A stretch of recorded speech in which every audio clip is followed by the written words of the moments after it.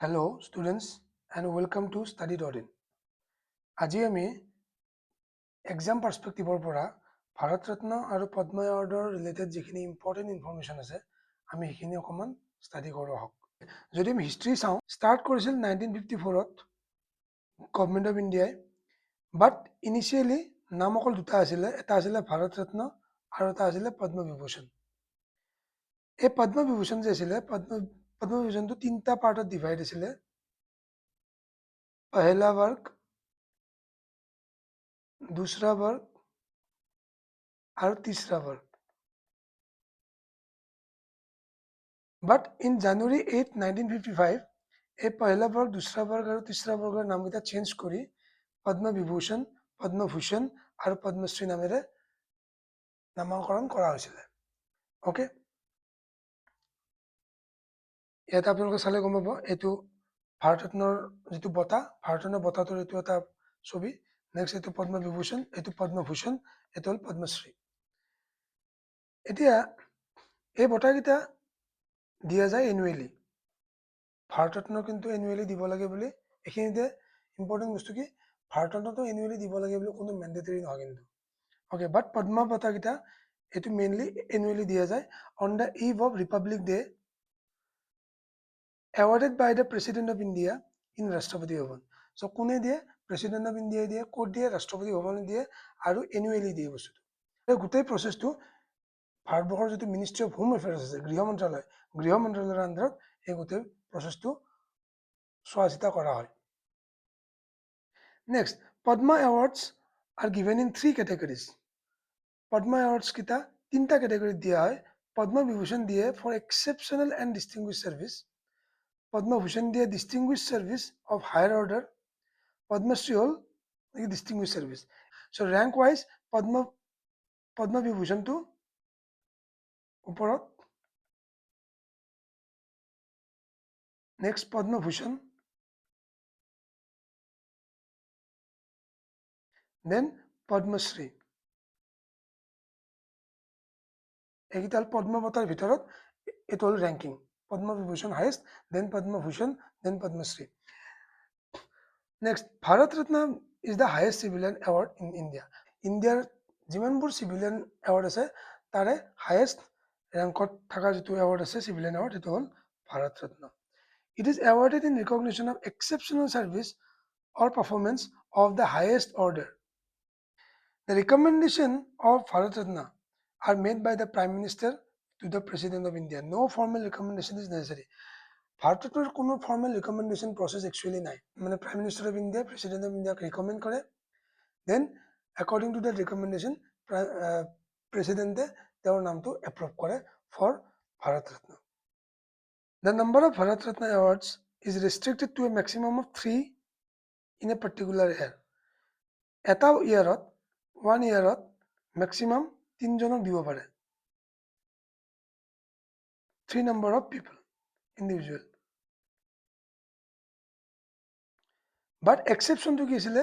2024ত আছিলে কিমানজন? 5 এৱাৰ্ডী আছিলে। এতিয়ালৈকে 53টা ভাৰত ৰত্ন এৱাৰ্ড দিয়া গৈছে। নাও can be awarded to non-Indian also.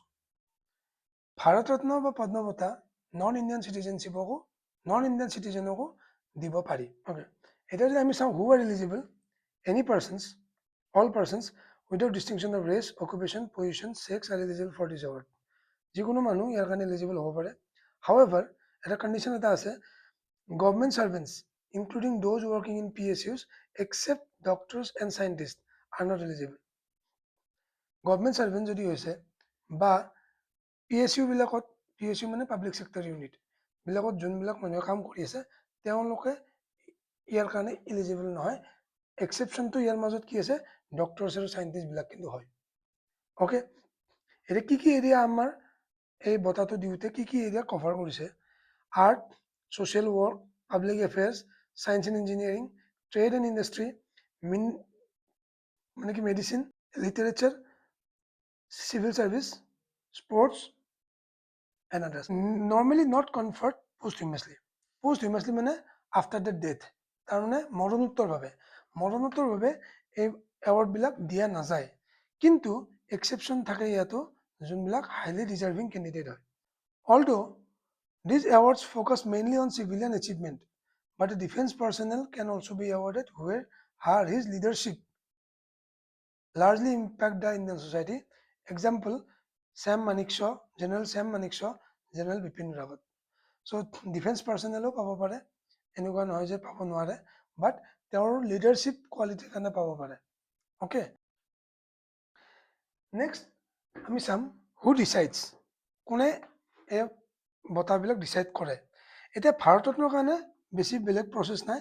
ভাৰতৰত্নৰ কাৰণে ৰিকমেণ্ডেশ্যন ফৰ ভাৰতৰত্ন আমি চালোঁ। ভাৰতৰত্নৰ কাৰণে ৰিকমেণ্ডেশ্যন কৰে কোনে?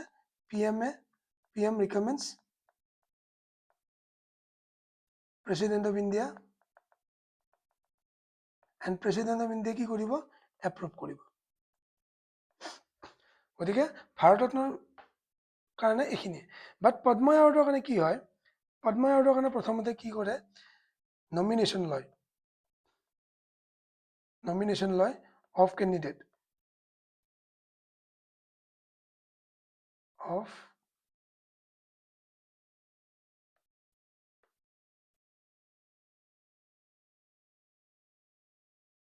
নমিনেশ্যন লয় অফ কেণ্ডিডেটছ। এই নমিনেশ্যনখিনি প্লেচ কৰে ক'ত? এখন পদ্ম এৱাৰ্ড বুলি কমিটি এখন বনায়, পদ্ম এৱাৰ্ড কমিটি বুলি। কোনে বনায়? এখন বনায় প্ৰাইম মিনিষ্টাৰ অফ ইণ্ডিয়া, আৰু হেড কোনে কৰে? কেবিনেট ছেক্ৰেটাৰী কৰে। এইটো important point, exam point of ভিউৰ পৰা। পদ্ম কমিটি এখন বনায়, পদ্ম কমিটিৰ হেড কোন হয়? Cabinet secretary. আৰু পদ্ম এৱাৰ্ড কমিটিখন আছে, সেই কমিটিখন বনায় কোনে? সেই কমিটিখন বনায় prime মিনিষ্টাৰে। Also includes Home Secretary, Secretary to the President, and 4 to 6 eminent persons as members. So, Cabinet Secretary লগত হোম ছেক্ৰেটাৰীটো থাকে, ছেক্ৰেটাৰী টু দ্য প্ৰেচিডেণ্টটো থাকে, আৰু এমিনেণ্ট মেম্বাৰ কিছুমান থাকে। আমি এখন যদি পদ্ম এৱাৰ্ড কমিটি চাওঁ ৰিচেণ্ট, তাত চাওক আপোনালোকে কেবিনেট ছেক্ৰেটাৰী আছে, তেওঁ আছিলে হেড। নেক্সট কোন আছে? Principal secretary to the prime minister, home secretary, secretary to the president. Next বাকীবিলাক হ'ল এমিনেণ্ট পাৰ্চনেলিটিজ এজ মেম্বাৰ্ছ। যেনে ইয়াতে চাইনা নেহৱাল আছে, নিখিল কামত আছে, নেক্সট আদনান স্বামী আছে, আমি যাৰ নাম আমি সঘনে পাই থাকোঁ। এনেকৈ এখন পদ্ম এৱাৰ্ড কমিটি বনায়, আৰু সেই নমিনেশ্যনটো যায় পদ্ম এৱাৰ্ড কমিটিত।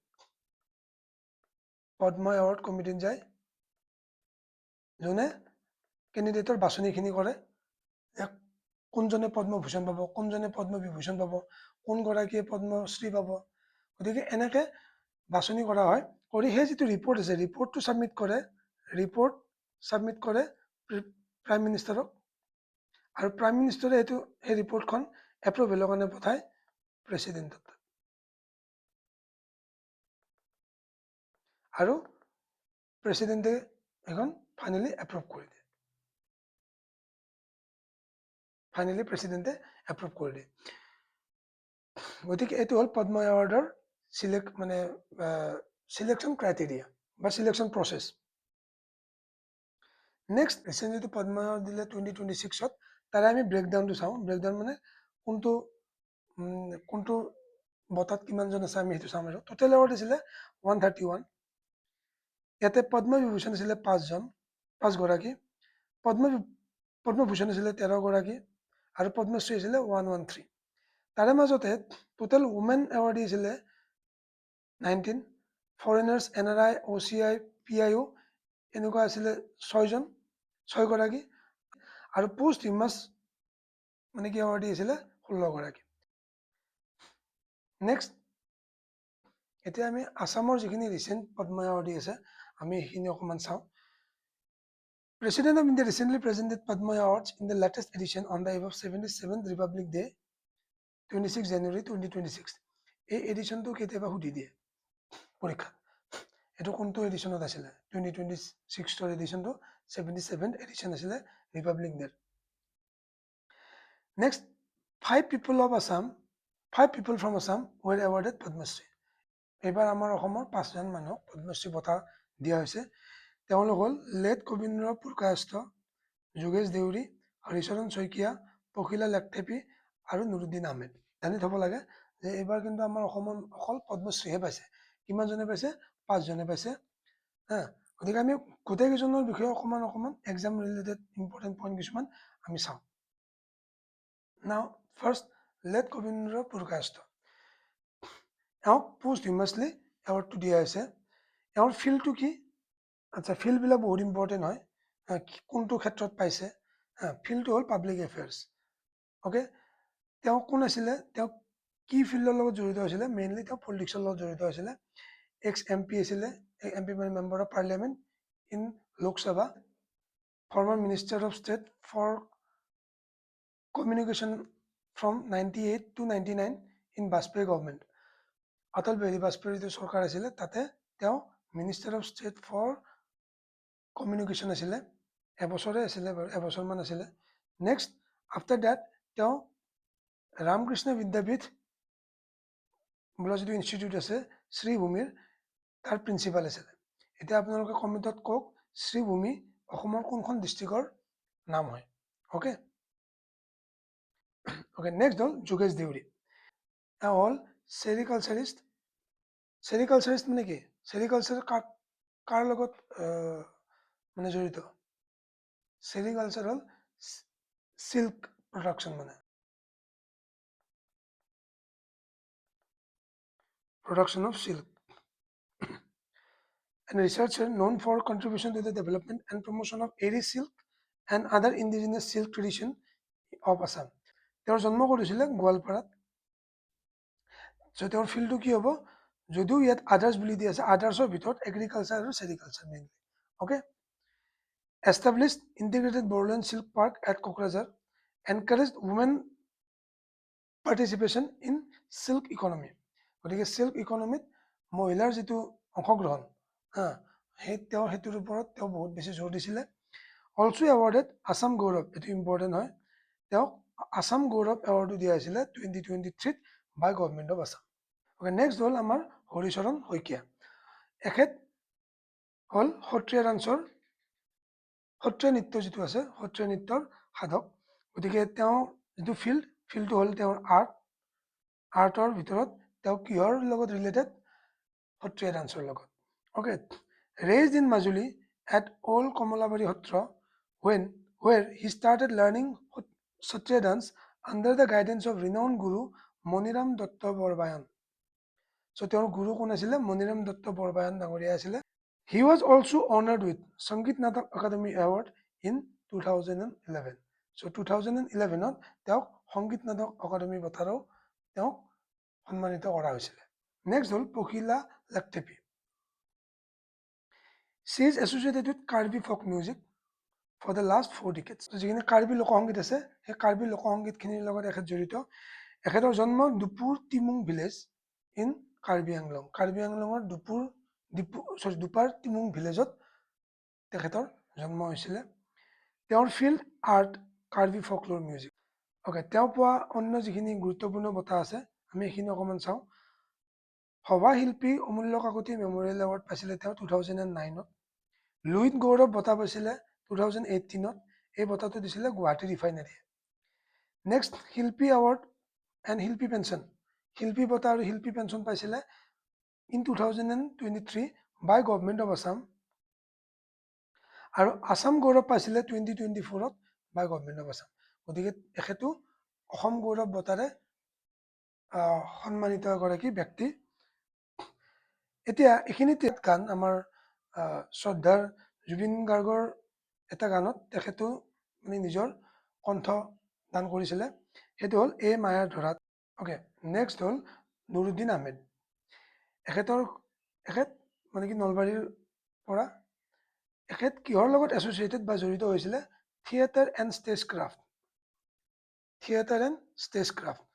ক্ৰাফ্ট মানে আমি যে থিয়েটাৰবিলাক চাওঁ তাত যিখন ষ্টেজ সজোৱা হয় সেই ষ্টেজখন থিয়েটাৰখনৰ চিন হিচাপত প্ৰতিটো চিনৰ লগত সেই ষ্টেজখন কিমানখিনি ৰিয়েলিষ্টিক বা কিমানখিনি ৰিলিভেণ্ট হৈছে বা কিমানখিনি খাপ খাইছে সেই কামখিনি এখেতে কৰিছিলে মানে ষ্টেজখন কেনেকৈ বনালে ছাপ'জ আমি এটা ড্ৰয়িং ৰুম দেখাব লাগে ড্ৰয়িং ৰুমৰ ষ্টেজখন কেনেকৈ বনাব লাগিব আমি যদি ক'ৰবাত পথাৰ এখন দেখাব লাগে পথাৰখনৰ ষ্টেজখন কেনেকৈ বনালে পথাৰখন আমি পথাৰ যেন ফিল কৰিম, সেইটোক ষ্টেজ ক্ৰাফ্ট বুলি কয়। গতিকে তেওঁ জড়িত হৈছিলে থিয়েটাৰ এণ্ড ষ্টেজ ক্ৰাফ্টত। He is an scenographer, stage designer, sculptor and art director. গতিকে এনেকুৱা হেৰিখিনি আছিলে। ফিল্ড হ'ল তেওঁৰ আৰ্ট, তেওঁ আৰ্ট কলা শাখাতে তেওঁ পাইছিলে মানে বঁটাটো, পদ্মশ্ৰী বঁটাটো। Design sets over 4,000 theatre production. He work on the বটদ্ৰৱা কালচাৰেল প্ৰজেক্ট ইন বৰদোৱা। এইটো এক্সামৰ ফালৰ পৰা এইটো এক্সামৰ ফালৰ পৰা ইম্পৰ্টেণ্ট হয়। 1958 তেওঁৰ জন্ম হৈছিলে। অলছো এৱাৰ্ডেড সংগীত নাটক একাডেমি এৱাৰ্ড ইন 2017। অ'কে, এতিয়া আমি কেইগৰাকীমান ইম্পৰ্টেণ্ট স্পৰ্টছ পাৰ্চন যোনে এইবাৰ পদ্মশ্ৰী এৱাৰ্ড পাইছিলে তেখেতসকলৰ বিষয়ে অকণমান চাওঁ। কাৰণ প্ৰথম হ'ল হৰমনপ্ৰীত কৌৰ ভুল্লাৰ। এখেত হ'ল ইণ্ডিয়ান নেশ্যনেল উমেন ক্ৰিকেট টীমৰ কেপ্টেইন বৰ্তমান। আৰু এখেত হ'ল ৰোহিত শৰ্মা, এওঁকতো আমি চবেই চিনি পাওঁ। এখেত হ'ল প্ৰবীণ কুমাৰ, এখেত হ'ল পেৰা হাই জাম্প খেলটোৰ লগত এখেত জড়িত। আৰু এখেত হ'ল সবিতা পুনিয়া, এওঁ হ'ল ইণ্ডিয়ান হকীৰ লগত তেওঁ জড়িত। গতিকে যিহেতু তেওঁলোক স্পৰ্টছৰ লগত জড়িত আৰু তেওঁলোকে পদ্মশ্ৰী বঁটা পাইছে, গতিকে এক্সাম পইণ্ট অফ ভিউৰ পৰা তেখেতসকলৰ নাম আৰু তেখেতসকলে কি খেলা খেলে সেইখিনি বস্তু জনাটো বহুত ইম্পৰ্টেণ্ট হৈ যায়। লেটেষ্ট ভাৰত ৰত্ন এৱাৰ্ডি যদি আমি চাওঁ, ভাৰত ৰত্ন আমাৰ এইবাৰ দিয়া নাই আচলতে। এইবাৰ ভাৰত ৰত্নটো দিয়া নাই। এজ আই হেভ ছেইড কি ভাৰত ৰত্নটো প্ৰতি বছৰে দিব লাগে বুলি কোনো মেণ্ডেটৰী নহয়। গতিকে লাষ্ট যিটো ভাৰত ৰত্ন পোৱা বেটছ আছিলে সেইটো হৈছিলে 2024 আছিলে। কোনে কোনে পাইছিলে যদি আমি চাওঁ, পি.ভি. নৰসিম্হা ৰাও, এওঁ আছিলে প্ৰাইম মিনিষ্টাৰ, পাব্লিক এফেয়াৰ্ছত পাইছিলে। চৌধুৰী চৰণ সিং, এওঁ পাইছিলে পাব্লিক এফেয়াৰ্ছত। এওঁ হ'ল M.S. স্বামীনাথন, এওঁ পাইছে আদাৰ্ছত। নেক্সট হ'ল কৰ্পূৰী ঠাকুৰ, তেওঁ পাইছে পাব্লিক এফেয়াৰ্ছত। And L.K. আদৱানী, তেওঁ পাইছিল পাব্লিক এফেয়াৰ্ছত। অ'কে, এতিয়া এক্সাম পইণ্টৰ ফালৰ পৰা কিছুমান ইম্পৰ্টেণ্ট ফেক্টছ আমি চাওঁ আহকচোন। Sachin Tendulkar is the first and only sports person who won this award। মানে এইটো অকণমান মোৰ ভুল হৈছে ইয়াতে, who won this award মানে ভাৰত ৰত্নৰ কথা কৈছে। Okay, who won Bharat Ratna in 2014। চ' 2014 শচীন তেণ্ডুলকাৰক ভাৰত ৰত্ন দিয়া হৈছিলে। তাৰ আগতে কোনো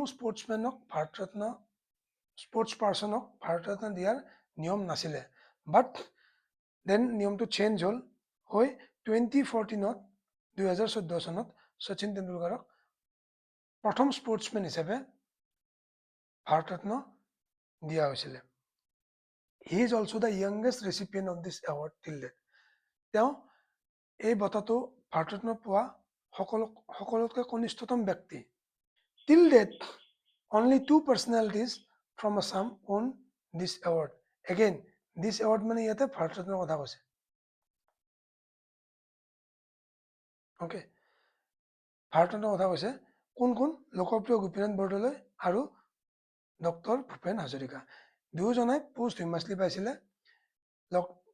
লোকপ্ৰিয় গোপীনাথ বৰদলৈ পাইছিল 1999 আৰু ডক্টৰ ভূপেন হাজৰিকাই পাইছিলে 2019। গতিকে এই পাৰ্টটো খুব ইম্পৰ্টেণ্ট এক্সাম পইণ্ট অফ ভিউৰ পৰা। প্ৰথম পাইছিলে লোকপ্ৰিয় গোপীনাথ বৰদলৈ 1999 পাইছিলে, আৰু নেক্সট পাইছিলে ডক্টৰ ভূপেন হাজৰিকা, তেওঁ পাইছিলে 2019। আৰু দুয়োগৰাকী মানুহে মৰণোত্তৰভাৱে এই বঁটাটো পাইছিলে। Only 2 non-Indian citizens received Bharat Ratna award till date. আজিলৈকে অকল 2জন নন ইণ্ডিয়ান নাগৰিক, মানে ভাৰতৰ নাগৰিক নহয়, ভাৰতৰ বাহিৰৰ অকল 2জন নাগৰিকে এই ভাৰত ৰত্ন বঁটাটো পাব সক্ষম হৈছে। এজন হ'ল খান আব্দুল গফৰ খান ইন 1987 তেওঁক কি নামেৰে জনা গৈছিল? ফ্ৰণ্টিয়াৰ গান্ধী। তেওঁ পাকিস্তানত আছিল, মানে আফটাৰ পাৰ্টিশ্যন তেওঁ মানে পাকিস্তানত আহি গ'ল। চ' খান আব্দুল গফৰ খানক 1987 প্ৰথম দিছিলে ভাৰত ৰত্ন, আৰু he was the first non Indian. So' কেতিয়াবা এক্সামত আহিব পাৰে, first non Indian citizen, okay, to get Bharat Ratna. So' answer is Khan Abdul Ghaffar Khan. Next হ'ল নেলছন মেণ্ডেলা। আমি সকলোৱে নেলছন মেণ্ডেলাৰ নাম শুনিছোঁ। তেওঁ ফৰ্মাৰ প্ৰেচিডেণ্ট আছিলে চাউথ আফ্ৰিকাৰ, আৰু তেওঁ বঁটাটো পাইছিলে 1990। ভাৰত ৰত্ন যিবিলাক এৱাৰ্ডী আছে তেওঁলোকৰ অৰ্ডাৰ অফ প্ৰেচিডেন্স হ'ল 7A। অ'কে, এতিয়া আমি অৰ্ডাৰ অফ প্ৰেচিডেন্সটো যদি বুজিব লাগে আমি এইখন টেবুল চাব লাগিব। আমাৰ ইণ্ডিয়াত প্ৰেচিডেণ্ট হ'ল সৰ্বোচ্চ, আমাৰ সকলোৰে ঊৰ্ধত নাগৰিক মানে চিটিজেন নম্বৰ 1 মানে। চ' প্ৰেচিডেণ্ট হ'ল আমাৰ সকলোৰে ঊৰ্ধত। তাৰে পিছত কোন আছে?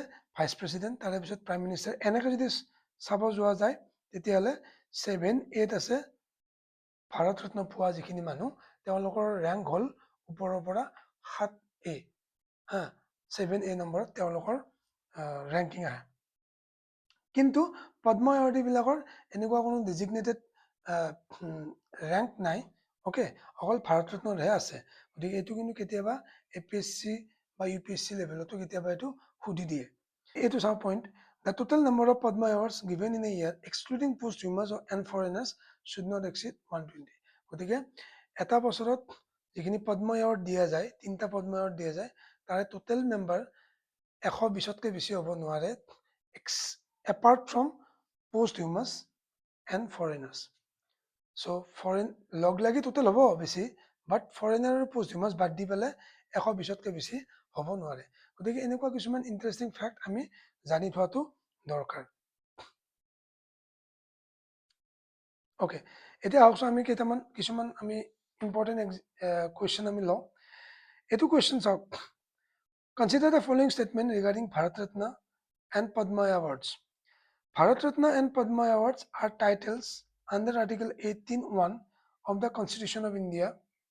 Padma Awards, which were instituted in 1954, were suspended only once.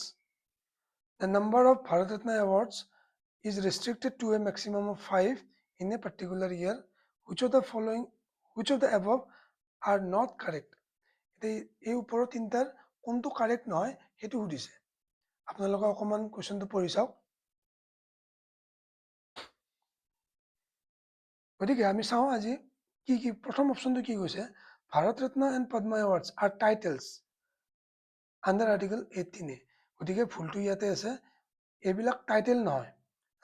আপুনি টাইটেল লিখিব নোৱাৰে ভাৰত ৰত্ন বা পদ্ম এৱাৰ্ড। আপুনি নাম এটা আছে ছাপ'জ, ফৰ এক্সাম্পল এটা নাম আছে ABC, এই মানুহজনে ভাৰত ৰত্ন পাইছে, তেওঁৰ নামৰ আগত ভাৰত ৰত্ন বুলি লিখিব নোৱাৰে মানে। কেতিয়াবা সম্বোধন কৰোঁতে কোৱাটো বেলেগ কথা, বাট ফৰ্মেলি লিখিব নোৱাৰে ভাৰত ৰত্নটো। অ'কে, এইটো আণ্ডাৰ আৰ্টিকল 18(1)ত সেইটো কোৱা আছে। Next, Padma awards which were instituted in 1954 suspended only once. Only once নহয়, এইটো twice হ'ব। কেতিয়া? 1978 to 1979 আৰু 1993 to 97। এইখিনি টাইমৰ কাৰণে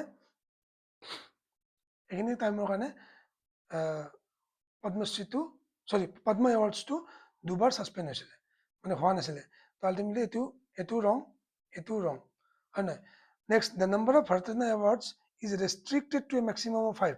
চ' যদি ৰেষ্ট্ৰিক্টেড বুলি আহে তেতিয়াহ'লে মেক্সিমাম অফ 5 নহয়, মেক্সিমাম অফ 3 হ'ব। কাৰণ এতিয়ালৈকে মেক্সিমাম 3কে দিছে। এক্সেপশ্যন আছে, অনলি এক বছৰ এক্সেপশ্যন আছে, সেইটো হ'ল 2024ত 5জনক দিছে। অ'কে, 2024ক 5জনক দিছে, আদাৰৱাইজ নৰ্মেলি 3জনকে দিয়ে। গতিকে ইয়াৰে এনচাৰটো হ'ব গোটেইকেইটা wrong. So' all of the above. So' বুজি পাইছে এতিয়া? Next question, who of the following is the youngest recipient of the award Bharat Ratna? So' youngest recipient আমাৰ কোন আছিলে? শচীন তেণ্ডুলকাৰ, আমি অলৰেডি পঢ়িছোঁ এইটো। Next, who is the first non Indian citizen to receive the award Bharat Ratna? So' first non Indian citizen কোন আছিলে? খান আব্দুল গফৰ খান। এতিয়া Bharat Ratna mother টেৰেছাও পাইছে, বাট মাদাৰ টেৰেছাই এৱাৰ্ডটো লোৱাৰ আগতে কোৱা যায় যে মাদাৰ টেৰেছাই এৱাৰ্ডটো লোৱাৰ আগতে তেওঁ ইণ্ডিয়ান চিটিজেনশ্বিপটো লৈ লৈছিল। গতিকে তেওঁ যদিও নন ইণ্ডিয়ান অৰিজিন, কিন্তু at the time of awarding Bharat Ratna শ্বি was an Indian citizen. Okay, আৰু মানে কি এওঁ পাইছিলে ক'ত, কেতিয়া? 1987ত। এওঁ কি বুলি কোৱা, কি নামেৰে তেওঁক কোৱা হয়? Frontier Gandhi. Okay, next question, who is the first non Indian citizen to receive the award? Sorry, এইটো কুৱেশ্যন ৰিপিট হ'ল আচলতে। So the next question is, who among the following Padma Awardee is associated with Karbi folk music? So Karbi folk music লগত associated থকা ইয়াৰ মাজৰ কোনগৰাকী Padma Awardee আমি বাচিব লাগে? So এনচাৰটো হ'ব অখিলা লেখথেবী। So এইখিনিতে আমি আমাৰ এইটো ভিডিঅ'ৰ সামৰণি মাৰিলোঁ। ধন্যবাদ।